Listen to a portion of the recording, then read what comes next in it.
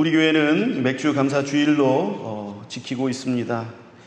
맥주 감사절은 이스라엘 백성들이 첫 추수를 하고 이것에 대해서 감사했던 그러한 절기이죠. 그래서 우리 한국교회에서는 봄이 지나고 또 한 해의 상반기를 맞이하면서 맥주 감사 주일을 지키고 또 하반기에는 가을 추수를 즈음하여서 추수감사절을 지키고 있습니다. 이스라엘 백성들이 이 첫 추수에 대해서 하나님께 감사하라라고 하신 것은 하나님의 명령이시죠. 이것은 하나님께서 우리에게 주신 이 소출, 또 우리에게 주신 이 수입은 이것은 하나님의 것이다 라는 것을 하나님의 백성들이 인정하고 그것을 감사하도록 가르치시는 것입니다. 그런 면에서 우리는 감사를 배워야 하는 것이죠. 하나님께서 우리에게 가르쳐 주신 것은 우리는 배워야 하는 것입니다. 감사를 훈련받아야 한다라는 것입니다. 물론 우리는 늘 믿음이 충만하고 또 성령이 충만하게 되어지면, 하나님의 은혜 가운데 우리가 늘 살아가게 되어진다면 우리는 늘 감사하는 그런 삶을 살 수가 있겠지요. 그러나 우리가 늘 성령 충만하고 우리가 늘 말씀 충만한 삶을 살 수 있는 것은 아닙니다. 우리가 감사를 훈련받아야 하는 그 이유는 우리의 믿음이 연약해졌을 때에 우리가 오히려 감사하는 것을 통하여서 우리의 믿음이 다시금 충만하게 될 수 있기 때문에 그렇습니다. 믿음이 충만할 때는 감사가 저절로 흘러나옵니다. 그것이 결과로 나오는 것이지요. 그렇지만 이 감사를 통해서도 우리는 우리들의 믿음을 다시금 돌아볼 수 있고 우리들의 믿음을 다시 세울 수가 있습니다. 왜 그렇습니까? 우리들의 믿음이 연약해졌을 때는 우리의 눈이 가려져요. 그래서 우리의 시각이 좁아집니다. 하나님의 은혜가 있음에도 불구하고 그것을 볼 수가 없어요. 감사는요, 우리의 이 좁아진 시각, 우리의 가리워졌던 이 시각 때문에 감추어졌던 하나님의 은혜를 찾아내는 거예요. 그것이 감사예요. 그리고 하나님의 은혜가 내게 여전히 있었구나. 나의 고난 가운데서도 하나님은 나를 잊지 않으셨구나. 내가 비록 눈이 어두워서 하나님의 함께 하심을 보지 못한 그때에도 하나님께서는 여전히 나와 함께 하셨구나. 나를 여전히 사랑하셨구나. 그것을 보게 되는 것이 감사예요. 이것을 감사를 통해서 우리의 좁아진 시야를 넓히고 숨어져 있었던 하나님의 은혜를 우리는 찾을 수가 있는 것입니다. 그러니 감사는 우리의 믿음이 다시 충만해지게 되는 힘이 되는 것이지요. 하나님은 이렇게 우리에게 감사의 훈련을 시키시는 것입니다. 오늘 본문은 이렇게 감사를 찾아서 그 믿음을 회복하는 과정을 말씀해 주고 있습니다. 우리 함께 나누도록 하지요. 오늘 본문의 내용은 이렇습니다. 사사기의 시기를 지나오면서, 여러분, 사사기를 통해서 얼마나 이스라엘 백성들이 범죄하고 죄악 가운데 있었습니까? 하나님의 율법은 온갖 어디로 간지 알 수 없고 이상한 것들이 혼합되어지는 그러한 시대를 사사기의 시기를 통해서 이스라엘 백성들이 살아왔습니다. 죄악 가운데 빠져서 스스로 회복 불가능한 상태에 있게 되었습니다. 당연히 이 죄악은 하나님과 멀어지게 하는 것이기 때문에 이들의 죄악은 하나님의 말씀도 희귀하게 하였습니다. 엘리라는 제사장이 있었는데요, 이 엘리라는 제사장도 대제사장이라는 직분이 있었지만 하나님으로부터 말씀을 받지 못한 지가 오래되었습니다. 그리고 그 아들들이 제사장으로 있었는데 이 아들들도 타락하여서 하나님의 말씀을 받지 못한 것이죠. 급기야 블레셋과의 전쟁에서 이 엘리 대제사장과 두 아들 제사장이 죽고 언약궤마저 블레셋에게 뺏겨버립니다. 블레셋은 이 언약궤를 빼앗아서 그것으로 말미암아 저주를 받게 됩니다. 도저히 그것을 가지고 있을 수가 없어서 그 언약궤를 감당하지 못해서 이스라엘로 다시 되돌려 보내지요. 그래서 이 언약궤는 기럇 여아림의 아비나답 집에 20년간 있게 됩니다.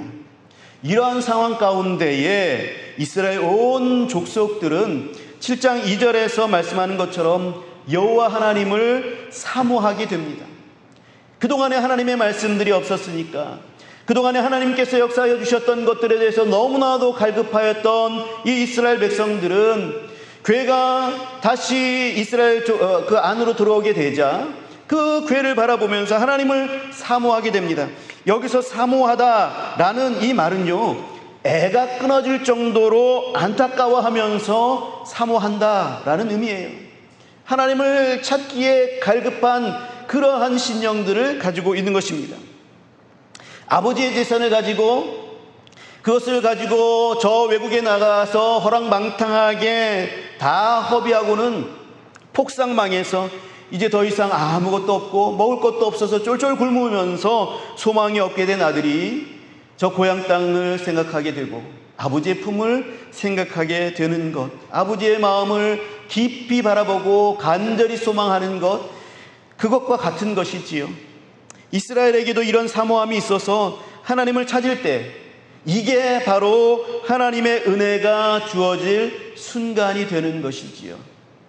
여러분, 우리가 겸비하여서 하나님을 사모하면 하나님의 은혜가 임합니다.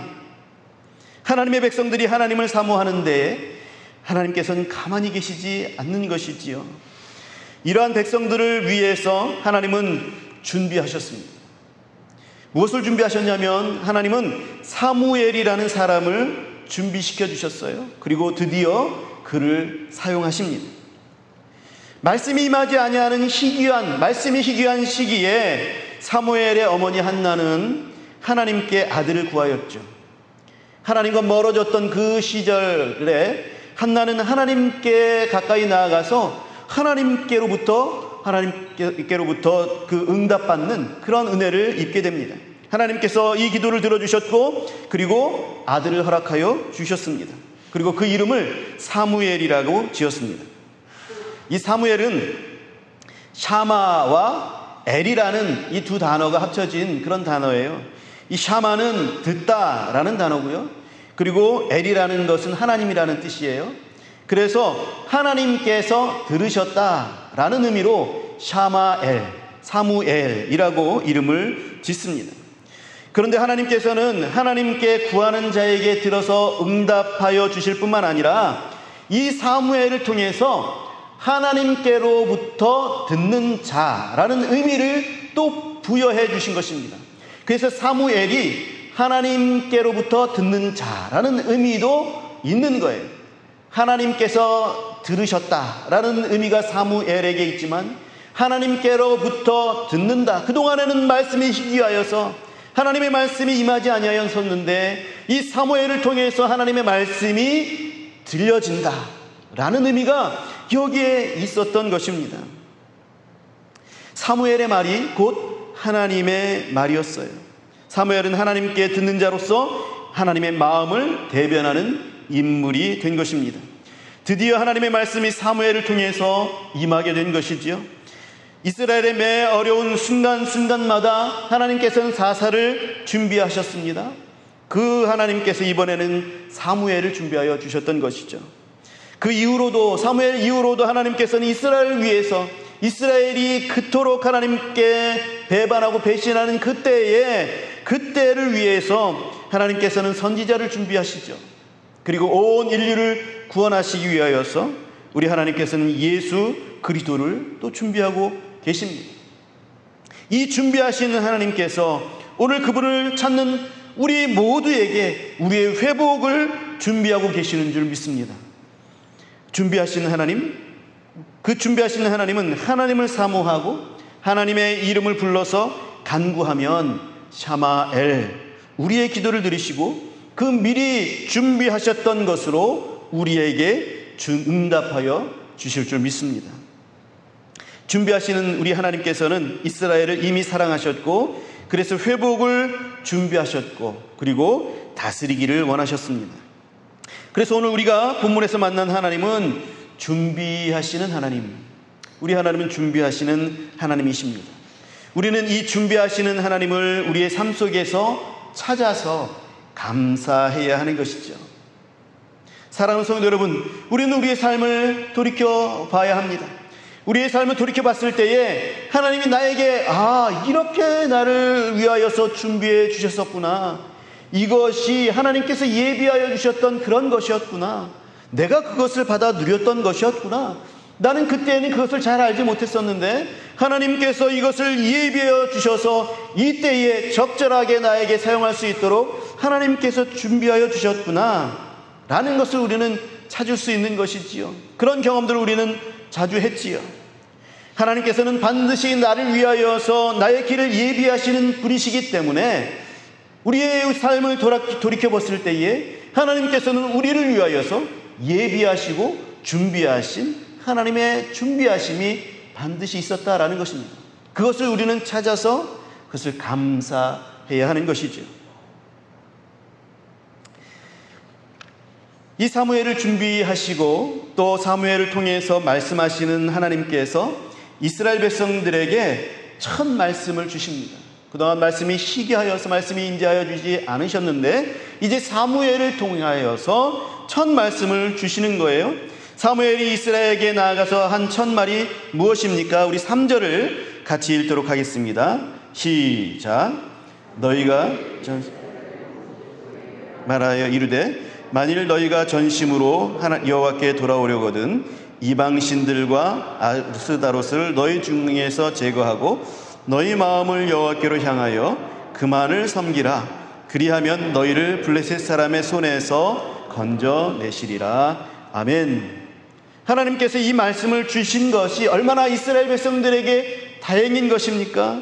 이스라엘 백성들에게 얼마나 은혜입니까? 하나님께서 먼저 이스라엘 백성들에게 다가오신 거예요. 죄를 제거하라 하나님께서 말씀하셨습니다.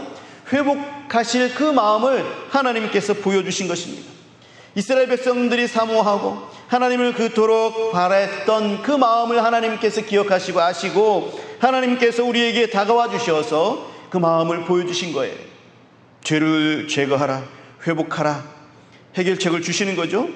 하나님과 멀어지게 되는 것은 죄 때문입니다. 사무엘은 우상을 제거하라 라고 말씀합니다. 하나님께서는 그들의 집에서나 또 몸에 소지하고 있는 작은 우상들 그리고 커다란 우상이 있는 그러한 신전들 다 없애버리라 말씀하여 주십니다. 그들은 이 모든 것들을 다 없애고 주님만 섬겼다 말씀하고 있습니다. 그리고 사무엘이 또 무엇을 합니까? 5절에서 6절을 보니까 이스라엘 백성들이 미스바로 모이게 하고 그리고 금식하면서 우리가 여호와께 범죄하였나이다 회개하게 하는 것입니다. 그래서 미스바는요 회개의 장소고 또 미스바는 회복의 장소입니다.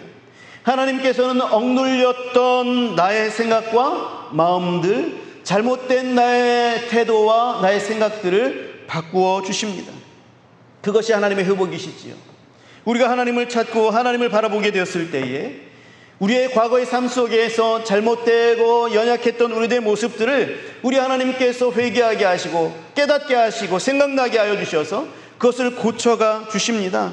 아, 그게 하나님이 기뻐하시는 일이 아니었구나 깨닫게 되어지고 또 나의 마음을 다시 하나님께로 돌이켜야 하는구나, 하나님께서 이것을 기뻐하시는구나 라는 것을 회복시켜 주셔서 우리가 하나님께로 다시 돌아가게 하시는 회복을 주시는 거죠. 회개를 주시는 것이죠.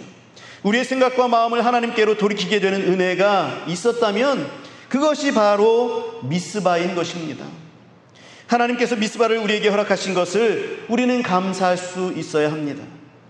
죄뿐인 나에게 하나님이 먼저 다가오신 것도 감사할 일이고 나로 하여금 회개하게 하시는 것도 감사드릴 내용입니다. 또 미스바는요 위기를 극복하게 하신 장소이기도 합니다. 7절에 보게 되면 블레셋이 미스바에 모였다 하는 것을 이스라엘 백성들이 듣게 됩니다. 블레셋 백성들이 이스라엘 백성들을 치려고 다가오지요. 그럼에도 불구하고 사무엘은 전 먹는 어린 양 하나를 가져다가 온전한 번제를 하나님께 올려드립니다. 예배드린 거죠. 이런 위기 상황 가운데 사무엘은 전쟁을 준비하는 것이 우선이 아니라 하나님 앞에 예배하는 것이 먼저였어요. 우리가 의지할 분, 이런 상황 가운데에서 우리가 전적으로 의지할 분은 이 마병도 아니고 전쟁의 도구도 아니고 또 백성들의 사기도 아니고 우리가 의지해야 할 분이 여호와 하나님뿐이시다 라는 것을 고백하게 하시는 거예요. 하나님께서는 이스라엘 백성들로 하여금 예배하게 하십니다. 예배의 자리로 오게 하십니다. 그리고 다른 것 의지하지 않게 하시고 하나님만 의지하여서 하나님이 내 인생의 주인이 되심을 고백하게 하시는 것이죠. 이스라엘 백성들이 제자리를 찾지 못했던 것들을 다시 제자리를 찾게 하시는 것, 그것이 이 미스바이고, 그리고 미스바에서 드린 이 예배라는 거예요. 그래서 예배는 회복이 있는 것이고 하나님께로 다시 우리를 조정하는 그러한 행위가 바로 예배라는 것입니다. 하나님께서는 우리로 하여금 예배하게 하십니다. 하나님의 기쁘신 뜻과 생각과 계획을 의지하면서 내 여러 가지 복잡한 생각과 마음의 뜻을 하나님께 맡겨드리는 그러한 예배 시간을 우리에게 주신 것들에 대해서 우리는 감사해야 합니다. 하나님이 주인이 되시고 하나님이 주도하시도록 내어드리는 시간, 바라보고 의지했던 모든 것들, 하나님 외에 다른 것들을 다 내려놓고 회개하면서 주님만 향하겠습니다, 주께만 향하겠습니다 결단하는 그런 시간이 바로 예배의 시간입니다. 그러므로 하나님은 예배를 통해서 우리로 하여금 위기를 극복하게 하시는 거죠. 우리가 하나님 앞에 다 내어 맡기고 하나님만 의지합니다 라고 고백하는 하나님의 백성들을 하나님께서는 그냥 놔두지 아니하시는 것이지요. 거리두기 4단계로 인해서 비대면 예배를 드릴 수밖에 없는 그런 환경들이 되었습니다. 대면 예배를 드리든 비대면 예배를 드리든 그런 것과 상관없이 우리는 하나님 앞에 예배 드릴 때에는 우리의 마음과 우리들의 생각을 하나님 앞에 내어놓는 것, 그래서 하나님께 온전히 나아가 주님께서 우리를 다스려 달라고 말씀하고, 그리고 그것으로 인하여서 우리가 변화받고 회복하게 되어지는 것, 그것이 예배인 것입니다. 사랑하는 성도 여러분, 우리는 예배를 이렇게 하나님 앞에 드리는 저와 여러분 되시기를 간절히 바랍니다. 그것을 통하여서 하나님께서는 우리를 회복시켜 주시고, 그것을 통하여서 하나님께서는 우리에게 위기를 극복하게 하실 것이기 때문에 그렇습니다. 하나님께서는 이스라엘에게 두 번째 말씀을 주셨는데요, 그 말씀을 주신 두 번째는 그 의미가 무엇이냐면, 그 뜻이 무엇이냐면 내가 블레셋을 제거해 주겠다라고 하는 것입니다. 우리 8절과 9절 우리 같이 한 목소리를 한번 읽어볼까요? 8절과 9절을 읽도록 하겠습니다. 우리 성경을 보고 8절과 9절을 읽겠습니다. 시작. 이스라엘 자손이 사무엘에게 이르되 당신은 우리를 위하여 우리 하나님 여호와께 쉬지 말고 부르짖어 우리를 블레셋 사람의 손에서 구원하시게 하소서 하니, 사무엘이 젖 먹는 어린 양 하나를 가져다가 온전한 번제를 여호와께 드리고 이스라엘을 위하여 여호와께 부르짖음에 응답하셨더라. 아멘. 이스라엘 백성들이 부르짖습니다. 블레셋의 손에서 우리를 구원하시게 하소서. 그래서 사무엘이 하나님 앞에 예배하죠. 온 이스라엘 백성들이 사무엘의 예배에 동참하여서 예배합니다. 예배의 의미가 하나님께 있습니다. 모든 것이 하나님의 손에 달렸습니다. 주께서 우리를 이끌어 주십니다. 나의 모든 것을 주님께 맡깁니다 라는 것이지요. 그렇게 드렸을 때에 여호와께 부르짖음에 응답하셨다 말씀하고 있습니다. 여러분, 블레셋이야말로 이스라엘의 가장 큰 골칫거리였습니다. 툭하면 쳐들어와서 이스라엘의 농산물과 이스라엘의 양떼와 소떼들을 다 뺏어가 버립니다. 아내와 아이들과 제사를 노략해 갔습니다. 영토를 또한 빼앗아 갔습니다.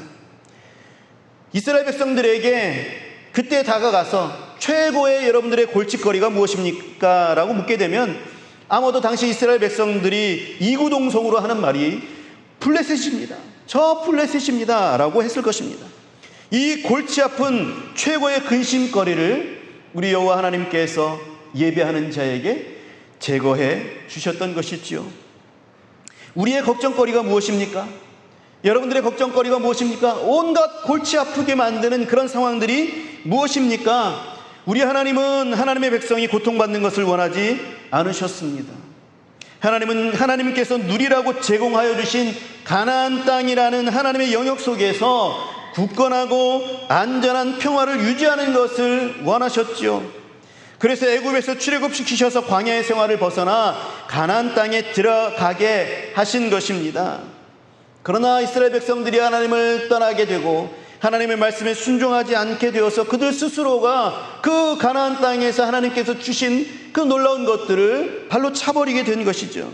그러나 하나님의 원 마음은 무엇입니까? 하나님께서는 그 가나안 땅에서 하나님께서 다스리시며 하나님께서 주시고자 하시는 평안과 기쁨과 또 굶지 아니하는 많은 소출로 인해서 하나님께 감사드릴 것을 하나님께서는 원하셨던 것입니다. 사랑하는 성도 여러분, 우리의 걱정거리가 무엇입니까? 우리 하나님은 우리에게 가장 좋은 것을 주시는 하나님이십니다. 하나님은 우리가 누리기를 원하시는 것들을 분명히 들어주십니다. 주실 준비가 되어 있으십니다. 그 하나님께 나아가 경배하며 예배하며 또 그 하나님께 감사해야 하는 것이지요. 결국 하나님께서는 사무엘의 기도에 응답하셨습니다. 샤마엘 하신 것이지요. 우레를 발하셔서 블레셋 사람들을 혼란스럽게 만들고 그리고 이스라엘 백성들이 그들을 쳐서 승리하게 하십니다. 13절과 14절에서 보게 되어지면 이에 블레셋 사람들이 굴복하여 다시는 이스라엘 지역 안에 들어오지 못하였으며 여호와의 손이 사무엘이 사는 날 동안에 블레셋 사람들을 막음에 블레셋 사람들이 이스라엘에게서 빼앗았던 성읍이 에그론부터 가드까지 이스라엘에게 회복되니 이스라엘이 그 사방 지역을 블레셋 사람들의 손에서 도로 찾았고 또 이스라엘과 아모리 사람 사이에 평화가 있었더라 라고 말씀하고 있습니다. 여러분, 이 전쟁으로 인해서 블레셋 사람들이 다시는 쳐들어오지 못했어요. 그리고 빼앗겼던 그런 영토도 회복하였습니다. 그뿐만 아니라 아모리 사람과의 사이에서도 평화가 있었다라고 말씀하고 있습니다. 여러분, 이스라엘의 동쪽에는 블레셋이 있었고 서쪽에는 아모리 사람들이 있었어요. 이스라엘은 그 둘 사이에 껴서 언제나 불안한 그런 모습이었습니다. 그런데 블레셋과의 전쟁을 통해서 아모리도 겁을 집어먹고 전쟁이 그치고 평화가 지속되는 그 은혜를 주셨던 것입니다. 사무엘은 블레셋 사람들을 추격하여 쫓아낸 그 곳에 돌을 세워서 기념으로 삼고 그것을 이름하였습니다. 무엇이라 이름하였습니까? 에베네셀이라 이름하였죠. 이 에베네셀은 도움의 돌이라는 뜻인데요, 하나님께서 여기까지 우리를 도우셨다라는 그런 의미를 부여하고 있습니다. 사무엘과 이스라엘 백성들이 이 모든 과정들을 통해서 만난 그 하나님은 어떤 하나님이십니까? 여기서 만난 하나님은 도우시는 하나님이에요. 지금까지, 이제까지, 여기까지 우리를 도와주셨다. 하나님은 도우시는 하나님이십니다. 이 하나님을 또한 우리가 만나고 있는 거예요. 에베네셀의 1차적인 의미는요, 하나님께서 지금까지 그 땅까지 이스라엘을 도우셔서 그래서 귀한 결실을 맺게 하셨다라는 그런 의미입니다. 그러나 그거보다 더 근본적이고 큰 의미가 있습니다. 그것은 하나님께서 이스라엘이 범죄하여서 하나님의 진노를 사는 그때에도 하나님은 여전히 사랑하셨고 도움을 준비하고 계셨고 또 그 준비하신 것으로 이제까지 도와주신 것이다 라는 의미가 거기엔 담겨져 있는 거예요. 우리가 하나님께로 마음을 돌이켜서 우리 하나님을 사모하게 되어지면 하나님은 우리에게 에벤에셀의 하나님이 되어주시는 것입니다. 하나님은 우리에게 이러한 하나님으로 나타나고 싶으신 거예요. 우리의 현재와 과거를 여러분 돌이켜보시기 바랍니다. 지금까지의 모든 나의 삶의 과정 속에서 하나님의 함께 하심이 있었습니다. 우리 행주교회 가운데에 지금까지 우리가 돌이켜보면 하나님의 은혜와 하나님의 돌보심이, 하나님의 함께 하심이 있었습니다. 우리는 지금 맥주감사절을 맞이하고 있지요. 그 의미가 무엇입니까? 처음 익은 열매를 우리가 감사하는 것 아닙니까? 하나님은 우리가 하나님을 알지 못하던 그때에도, 우리가 하나님께 범죄하였을 때에도 또 우리가 하나님의 뜻과는 상관없이 사는 그 순간에도 우리를 사랑하시고 우리를 위해 준비하시고 결국 도움의 하나님이 되어주셨습니다. 지금까지 우리 하나님 에벤에셀의 하나님으로 우리를 이끌어 오신 하나님이셨다라는 것입니다. 이스라엘 백성들이 하나님께 범죄하여서 하나님의 말씀이 희귀했던 그때에도 하나님은 멀찌감치 계셔서 뒤돌아 계신 분이 아니셨던 것이죠. 그때도 이스라엘 백성들의 회복을 위해서 여전히 준비하고 계시고 여전히 그들을 눈여겨보고 계셨고 그리고 회복될 그 날만을 손꼽아 기다리고 계셨고 그리고 드디어 그 회복을 하셨던 분 에벤에셀의 하나님이셨던 것입니다. 사랑하는 성도 여러분, 그러므로 하나님께 감사하시기 바랍니다. 그 하나님께 감사하시기 바랍니다. 우리 하나님께서 지금까지 우리를 도와주셨습니다. 지금까지 우리와 함께 하셨습니다. 지금까지 하나님께서는 에벤에셀이라는 그런 돌로 인하여서 우리들을 아버지 하나님께서 세워주셨습니다. 또 준비해 주시고 예배해 주셨습니다. 지켜주셨습니다. 이 에벤에셀이라는 돌을 사무엘이 세운 것은 두고두고 이 돌을 쳐다보면서 바라보면서 볼 때마다 하나님의 도우심을 기억하라라는 그런 것이지요. 무슨 말입니까? 감사하라는 얘기예요. 내게 있었던 여러 가지 상황들, 지금까지 인도하여 주셨던 것들을 돌이켜보면서 찾아보면서 그것에 대해서 감사하라는 것입니다. 감사는 훈련이라 했습니다. 여러분, 에벤에셀에 돌을 세우신 것도 감사의 훈련입니다. 우리는 그 훈련에 임해야 돼요. 매일매일 하나님 앞에 감사하시기 바랍니다. 하나님께서 인도하여 주시고 역사하여 주셨던 것들을 찾아보시기 바랍니다. 반드시 하나님께서 인도하시고 역사하셨던 그것이 있습니다.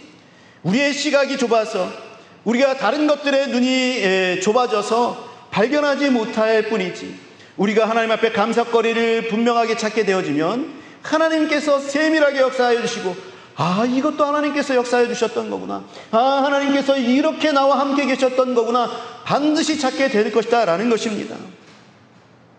에벤에셀의 하나님은 앞으로도 하나님을 향하여서 마음을 다하고 모든 우상을 우리 마음 가운데 제하여 버리고 하나님만 섬기며 그분을 의지하는 자에게 도우시는 도움의 하나님이 되실 것입니다. 하나님은 지금까지 우리를 도우셨고 이제 앞으로도 우리를 도우실 것입니다. 그 하나님께 감사하시기 바랍니다. 그러므로 사랑하는 성도 여러분, 받은 복들을 세어보십시오. 헤아려 보십시오. 매일 감사로 마무리하십시오. 이 훈련을 여러분 놓치지 마시기 바랍니다. 지금서부터 훈련하세요. 하나님께서 어떻게 나를 역사하셨나. 그래서 미국의 여러 믿지 않는 사람들도 그렇고 믿는 사람들도 그렇고 감사의 제목들을 계속해서 쓰는 사람들이 있어요. 하루를 마감하면서 구체적으로 쓰는 사람들이 있습니다. 이 감사의 제목들을 쓰게 되어지면 믿는 사람들은 하나님께서 역사하여 주셨구나 라는 사실들을 많이 깨닫게 되어집니다. 믿지 않는 사람들도 그것을 따라서 감사거리를 쓰게 되는데, 믿지 않는 사람들조차도 내 삶 속에서 긍정적으로 이루어져 가는구나 라는 사실들을 그들을 깨닫게 된다고 해요. 그래서 유명한 사람들을 보게 되어지면 그러한 하루의 감사 노트를 쓰게 되는 것을 보게 됩니다. 우리가 유명한 사람들 때문에 쓰는 것이 아니라 이 하나님께서 훈련시키시는 이 훈련으로 인해서 우리가 감사 노트를 쓸 이유가 분명히 있습니다. 여러분, 그것을 통하여서 감사하시기 바랍니다. 감사를 찾는 훈련들을 계속해서 쌓아가 보시기 바랍니다. 그러면 우리가 하나님과 가까워지지 않을 수가 없어요. 우리가 매일처럼 하나님께 예배하지 않을 수 없습니다. 나와 함께 하셨던 하나님께서 여전히 함께 계시는구나, 나는 그 하나님을 의지합니다, 하나님께 나를 내어 맡겨드립니다, 예배하지 않을 수가 없는 것이지요. 사랑하는 우리 행주교회 성도 여러분, 맥주 감사절을 지키면서 더더욱 하나님 앞에 감사하는 여러분 되시길 간절히 바랍니다. 그리고 더욱 하나님의 은혜를 찾으시고 또 그 은혜 가운데 이 앞으로의 나의 삶 가운데에서, 우리 행주교회의 그 앞으로의 미래 가운데에서 하나님께서 주시는 소망을 찾으시고 그것으로 인해서 더욱더 감사하시는 저와 여러분들이 되시기를 우리 주 예수 그리스도의 이름으로 축원합니다. 기도하겠습니다.